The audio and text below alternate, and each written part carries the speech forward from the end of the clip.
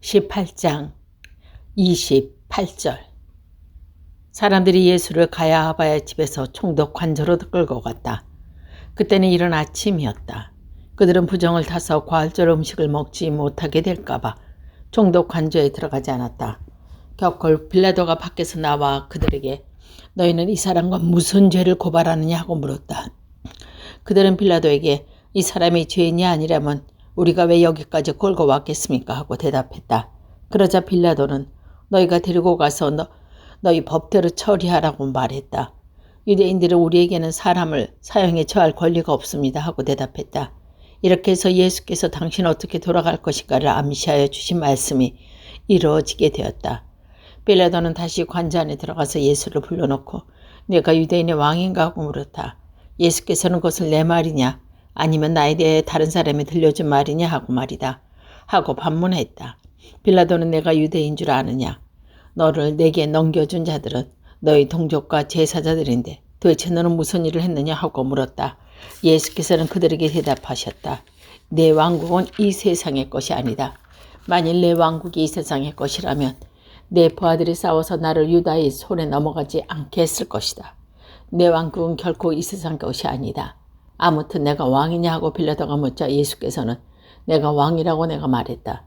나는 오직 진리를 증언하러 나셨으며 그 때문에 세상에 왔다. 진리 편에 선 사람은 내 말을 귀담아 듣는다 하고 대답했다.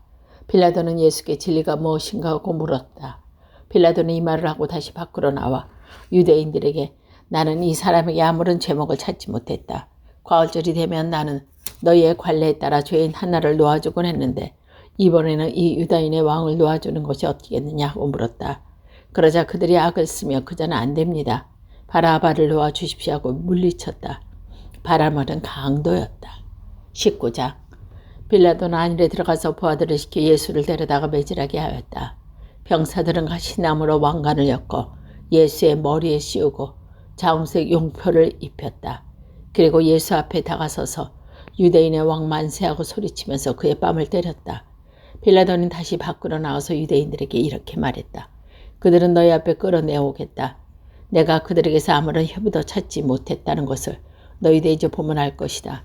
예수께서는 가시관을 멀리 쓰시고 자홍색 용포를 거치시고 밖으로 나오셨다. 빌라도는 사람들에게 예수께서 가리켜 보이시며 자, 이 사람이다 하고 말씀하셨다.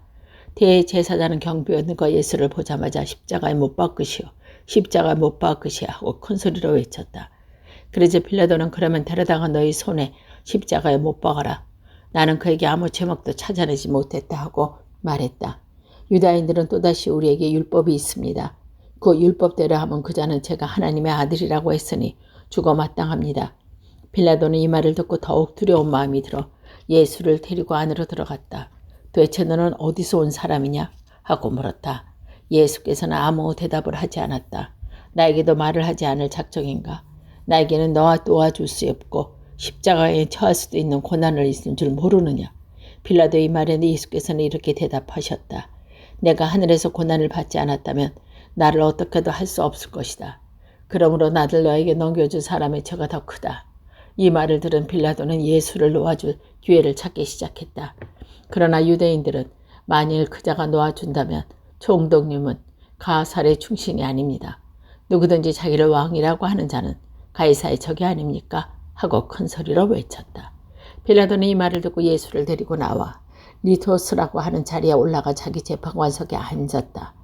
리토스트라스란 말은 히브리 말로 가바다라고 하는데 돌 깔아 놓은 자리라고 하는 뜻이다. 그날은 과일절 준비였고 때는 낮 12시였다. 빌라도는 유대인들이 둘러보며 자 여기 너희의 왕이 있다고 말했다. 그들은 죽이시오 죽이시오 십자가에 못 박혀 죽으시오 하고 외쳤다. 빌라도가 너희의 왕을 나더러 십자가에 청하란 말이냐 하고 말하자 대제사장은 우리의 왕은 가이사밖에 없습니다 하고 대답했다. 그래서 빌라도는 예수를 십자가에 못 박으려고 그들에게 내어주었다. 예수께서는 마침내 그들의 손에 넘어가 몸서 십자가를 지시고 성 밖으로 나가 히브리 말로 골고다라는 곳을 향했다. 골고다리는 많은 해골산이라는 뜻이다. 여기서 그들은 예수를 십자가에 못 박았다. 그리고 다른 두 사람은 십자가에 달아 예수를 가운데하여 그 양쪽에 하나씩 끼워 놓았다. 빌라도가 명패를 써서 십자가에 붙였는데 거기에는 유대인의 왕 나사렛 예수라고 쓰여 있었다. 그 명패는 히브리 말과 라틴 말과 그리스 말로 적혀 있었다. 예수께서 십자가에 달리신 곳이 예루살렘에서 가깝기 때문에 많은 유대인들이 와서 그것을 읽어보았다. 유대인들은 제사장들은 빌라도에 가서 유대인의 왕이라고 쓰여진 말과 자칭 유대인의 왕이라고 써붙여야 한다고 말하였으나 빌라도는 한 번 썼으면 그만이다 하고 거절했다. 예수를 십자가에 못 박혀 단 병사들은 예수의 옷가지를 가져다가 내 몫을 나누어서 한 몫을 차지했다. 그러나 속옷은 위에서 아래까지 혼설 없이 통으로 짠 것이므로 그들은 어느 그때 이것을 찢지 말고 누구든 제비를 뽑아 차지하기로 하자 하고 그대로 하였다. 이래 그들은 내 겉옷을 나누어 가지고 내 속옷을 놓고 제비를 뽑았다 하신 성서의 말씀이 이루어졌다. 예수께서 십자가 밑에서 그의 어머니와 이모와 클레오파의 아내 마리아와 막달라 여자 마리아가 서 있었다. 예수께서는 당신의 어머니와 그 곁에 서 있는 사랑하는 제자를 보시고 먼저 어머니에게 어머니, 이 사람의 어머니 아들입니다 하시고 그 제자들에게 이분이 내 어머니시다고 말씀하셨다. 이때부터 그 자리는 마리아를 자기 집에 모셨다. 예수께서는 모든 것이 끝나신 걸 아시고 목마르다고 말씀하셨다. 이 말씀은 성서 예언이 이루어졌다. 마침 거기에는 신 포도주가 가득 담긴 그릇이 있었는데 사람들이 그 포도주를 해면에 잔뜩 적셔서 하솔 푸대에 꿰매가지고 예수의 입에 대고 드렸다. 예수께서는 신 포도주를 맛보신 다음 이제 다 이루었다 하시고 고개를 떨구시며 숨을 거두셨다. 그날은 6월절 주일이었다. 다음날 대축제가 마침 안식일과 겹치게 되었으므로 유대인들은 안식일에 시체를 십자가에 그냥 두지 않고 빌라도에게 시체의 다리를 꺾어 치워달라고 하였다. 그래서 병사들은 와서 예수와 함께 십자가에 달린 사람의 다리를 차대로 꺾고 예수께서 가서는 이미 숨을 거둔 것을 보고 다리를 꺾는 대신 군인 하나가 창으로 그 역지를 찔렀다. 그러자 곧 거기에서 피와 물이 흘러나왔다. 이것은 자기 눈으로 직접 본 사람의 증언이다. 이러므로 그 증언이 잘되며 이 증언하는 사람은 자기 말이 틀림없다는 사실이라는 것을 알고 있다. 그러니 여러분도 믿게 하려고 이렇게 증언하는 것이다. 이렇게 해서 그의 뼈는 하나도 부러지지 않을 것이다 라고 성서의 말씀이 이루어졌다. 그리고 성서의 다른 곳에는 그들이 자기들이 찌른 사람을 보게 될 것이다 라고 기록되어 있다. 그들 아리마대 요셉이라는 사람이 빌라도에게 예수의 시체를 가져가게 해달라고 청했다. 그도 예수의 제자였지만 유대인들이 무서워서 그 사실을 숨기고 있었다. 빌라도의 허락을 받아 요셉은 가서 예수의 시체를 내렸다. 그리고 언젠가 밤에 예수를 찾아왔던 니고데모도 침장을 섞인 몰약을 100근쯤 가지고 왔다. 이 두 사람은 예수의 시체를 모셔다가 유대인들이 장례 풍속대로 향료를 바르고 고운 배로 감았다. 예수께서 십자가에 못 박히신 곳에 동산이 있었는데 거기에는 아직 장사 지낼 일이 없는 새 무덤이 하나 있었다. 그날은 유대인의 명절을 준비하는 날인데 그 무덤이 가까이 있었기 때문에 그들은 예수를 거기에 모셨다. 20장 안식일 다음날 이른 새벽일이었다. 아직 어두울 때에 막달라 여자 마리아가 무덤에 가보니 무덤을 막았던 돌이 이미 치워져 있었다. 그래서 그 여자는 다름질하여 시몬 베드로와 예수께서 사람이 하시던 타지 제자들에 가서 누군가가 주님을 무덤에서 꺼내갔다. 어디에다 모셨는지 모르겠지만 하고 알려주었다. 이 말을 듣고 베드로와 다른 제자는 곧더라 무덤으로 향했다. 두 사람이 같이 다름질처럼 갔지만 다른 제자가 베드로보다 더 빨리 달려가 먼저 무덤에 다다랐다. 그는 몸을 굽혀 수의를 흩어져 있는 것을 보았으나 그 안에 들어가질 않았다. 곧 뒤따라온 시몬 베드로가 무덤 안에 들어가 그도 역시 수의가 흩어져 있는 것을 보았는데 예수의 머리를 싸매던 수건은 수의와 함께 흩어져 있지 않고 따로 한 개에서 잘 제껴져 있었다. 그제야 무덤에 먼저 다다른 다른 제자들이 가서 보고 믿었다.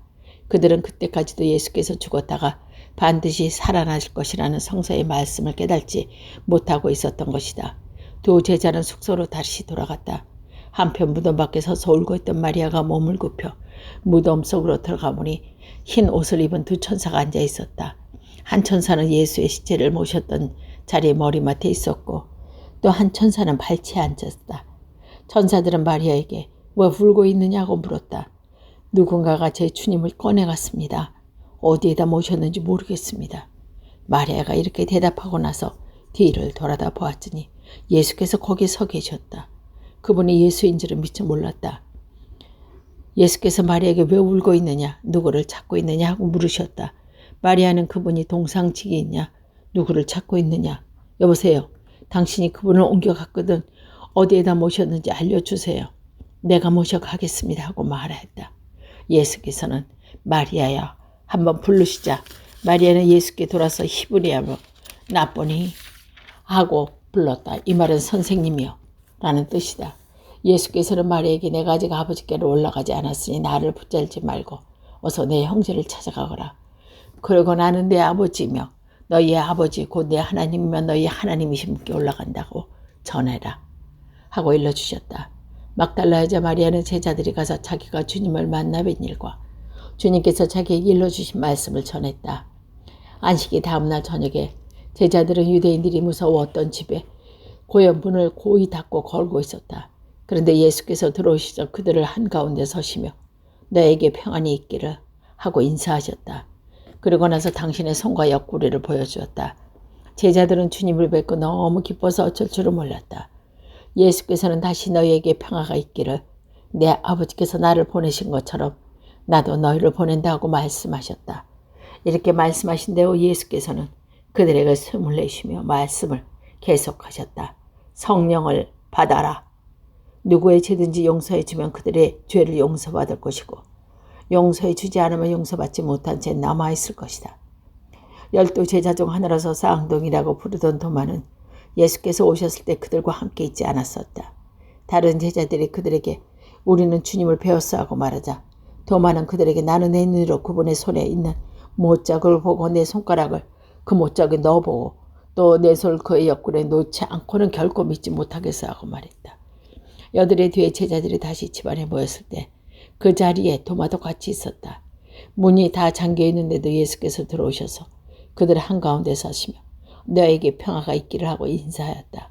그리고는 도마에게 내 손가락으로 내 손을 만져보아라. 그 손은 내 옆구리에 넣어봐라. 그리고 있음을 버리고 믿어라고 말씀하셨다. 도마가 예수께 주님 나의 하나님하고 대답하자 예수께서는 너는 나를 보고서야 믿느냐. 나를 보지 않고도 믿는 사람이 행복하다고 말씀하셨다. 예수께서는 제자들 앞에서 이 책이 기록되지 않은 다른 기적들을 수없이 행하셨다. 이 책을 쓸 목적은 다만 사람들이 예수는 그리스도시며 하나님의 아들이심을 믿고 또 그렇게 믿어서 주님의 이름으로 생명을 얻게 하려는 것이다. 21장 그때 예수께서 티베리 호숫가에서 제자들과 다시 나타나셨는데 그 경우는 이러하다. 시몬 베드로의 쌍둥이라는 도마와 갈릴리의 가나 사람 나다니엘과 제베데오의 아들과 그 밖에 두 제자가 한 자리에 모여 있었다. 그때 시몬 베드로가 나는 고기를 잡으러 가겠소 하자 나머지 사람들도 같이 가겠다고 따라 나섰다. 그는 배를 타고 고기를 잡으러 나갔으나 그날 밤에는 아무것도 잡지 못했다. 이튿날 날이 밝아올 때 예수께서 호숫가에 서 계셨다.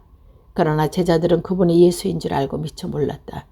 예수께서 얘들아 뭐 좀 잡았느냐 하고 물으시자 그들은 아무것도 못 잡았습니다 하고 대답했다. 그물은 배 오른편에 던져보았다. 그러면 고기가 잡힐 것이다. 그들이 예수께서 이르시는데도 그물을 던졌더니 그물을 끌어올릴 수 없을 만큼 고기가 많이 걸려들었다. 예수의 사랑을 받던 제자가 베드로에게 저분은 주님이십니다 하고 말했다. 주님이라는 말을 듣다 옷을 벗고 있던 시몬 베드로는 몸에 겉옷을 들고 그 물속에 뛰어들었다. 나머지 제자들은 고기가 잔뜩 걸려든 그물에 끌며 배를 저어 육지로 나왔다. 그들이 들어갔던 곳은 육지에서 100m쯤 떨어지지 않는 곳이었다. 그들이 육지에 올라가니 숯불이 있고 그에 생선이 놓여 있었다. 그리고 빵도 있었다. 예수께서 제자들에게 방금 잡은 고기는 몇 마리 가져오느라 하고 말씀하셨다. 시몬 베드로는 배에 가서 그물을 육지로 끌어올렸다. 그 물속에는 153마리나 되는 큰 고기가 가득히 놓여 있었다. 그렇게 많은 고기가 들어있는데도 그는 터지지 않았다. 예수께서 그들에게 와서 아침을 들으라 하고 말씀하셨다. 제자들 중에는 감히 당신은 누구십니까 하고 묻는 사람이 없었다. 그분이 바로 주님이시라는 것을 분명하였기 때문이다. 예수께서 제자들에게 가까이 오셔서 빵을 집어주시고 또 생선도 집어주셨다. 예수께서는 부활하신 뒤 제자들에게 나타난 것이 이것이 세 번이었다. 모두들 조반을 끝내자 예수께서 시몬 베드로에게 요한의 아들 시몬아 내가 이 사람들이 나를 사랑한 것보다 더 나를 사랑하느냐 하고 물으셨다. 베드로가 자 예수님 이런 바와 같이 저는 주님을 사랑합니다 하고 대답하자 예수께서는 내 어린 양들을 잘 돌보라고 이르셨다. 예수께서 두 번째 요한의 아들 시몬아 내가 나를 정말 사랑하느냐고 물으셨다. 예 주님 아시는 바와 같이 저를 주님을 사랑하고 있습니다. 예수께서 세 번째로 요한의 아들 시몬아 내가 나를 사랑하느냐 하고 물으시자 베드로는 세 번이나 예수께서 나를 사랑하니라고 물으시는 바람에 마음이 슬퍼졌다. 그러나 주님께서는 모든 일을 다 알고 계십니다. 그러니 제가 주님을 사랑한다는 것을 모를 리가 없습니다 하고 말했다. 그러자 예수께서 내 양을 잘 돌보라고 분부하셨다. 여서 정말 잘 들어두어라. 내가 젊었을 때는 내 손으로 띠를 대고 마음대로 돌아가 다닐 수 있었다. 그러나 이제 나이가 먹으면 그때는 팔을 벌리고 남이 와서 허리를 묶고 내가 원치 않는 곳으로 끌고 갈 것이다 하고 말했다. 예수의 이 말씀은 베드로가 장차 이렇게 죽어서 하나님의 영광을 드러내게 될 것이라는 암시하는 말씀이었다. 이 말씀하신 뒤 예수께서는 베드로에게 나를 따라라 하고 말씀하셨다. 베드로가 돌아다 보았더니 예수의 사랑을 받던 제자가 뒤따라오고 있었다. 그 제자는 만찬때 예수 옆자리에 앉아있다가 주님의 팔에 넘길 자가 누굽니까? 하고 묻던 제자였다. 그 제자를 본 베드로가 주님 저 사람 어떻게 되겠습니까? 하고 예수께 물었다. 예수께서 내가 돌아올 때까지 그가 살아있기를 내가 바란다 한들 그것이 너와 무슨 상관이 있느냐? 너는 나를 따라라 하고 말씀하셨다. 그래서 예수를 믿는 사람들 사이에는 그 제자는 죽지 않으리라 소문이 퍼졌다. 그러나 예수께서는 그가 죽지 않으리라고 하시지 않으셨다. 다만 설사 내가 돌아올 때까지 그 살아있기를 내가 바란다고 한들 그것이 너와 무슨 상관이냐고 있냐고 말씀하신 것뿐이다. 그 제자는 이를 증언하고 또 글로 기록한 사람이다. 우리는 그의 증언이 참되다는 것을 알고 있다. 예수께서 이 밖에도 여러 가지 일을 하셨다. 그 하신 일들을 낱낱이 다 기록하자면 기록된 책인 이 세상을 가득 채우고도 남을 것이라고 생각했다.